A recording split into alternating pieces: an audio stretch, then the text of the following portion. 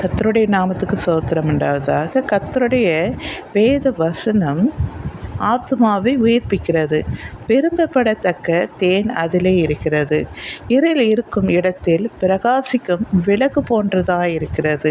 உம்முடைய வேத வசனம் என் கால்களுக்கு தீபமும் என் பாதைக்கு வெளிச்சமாய் இருக்கிறது என்று சங்கீதத்திலே 119 அதிகாரத்திலே 105 கூறுகிறது. உபத்திரப்படும் போது கர்த்தாவே உம்முடைய வசனத்தின்படியே என்னை உயிர்ப்பியும் என்று வேண்டுகிறோம். சங்கீதம் 1:2 கர்த்தருடைய வேதத்தில் பிரியமாயிருந்து இரவு பகலும் அவருடைய வேதத்தில் தியானமாக இருக்கிற மனுஷன் பாக்கியவான். அவன் நீர்க்கால் ஓடமாய் நடப்பட்டு தன் காலத்தில் தன் கனியை தந்து இலை உதிராத மரத்தைப் போல இருப்பான். அவன் செய்வதெல்லாம் வாய்க்கும். ஒருவன் அப்பத்தினால் மாத்திரமல்ல தேவனுடைய வாயிலிருந்து புறப்படுகிற ஒவ்வொரு வார்த்தையிலும் பிழைப்பான் என்று இயேசு கிறிஸ்து பிசாசு சோதிக்கும் போது தேவன் சொல்லுகிறதை நாம் பார்க்கிறோம்.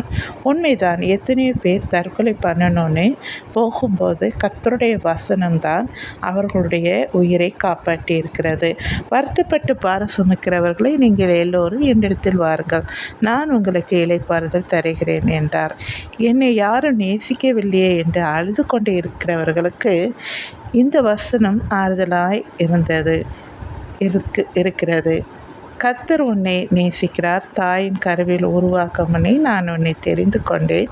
தாயைப் போல தேற்றுவேன், தந்தையைப் போல அனுப்பேன். பயப்படாதே, திகையாதே. நான் உன் தேவன். ஆபத்து காலத்தில் என்னை நோக்கி கூப்பிடு, நான் உன்னை விடுவிப்பேன்.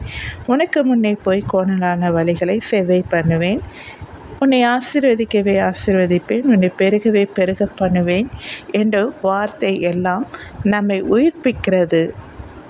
உண்மைதானே? வேத வசனத்துக்கு உயிர்ப்பிக்கிற வார்த்தையும் ஆறுதலான வார்த்தையும் இருக்கிறது. அந்த வார்த்தை ஒவ்வொன்றும் ஜீவனுள்ள வார்த்தையாகவும் இருக்கிறது. அந்த வார்த்தைக்காக தேவனுக்கு நன்றி சொல்லுங்கள். நன்றி.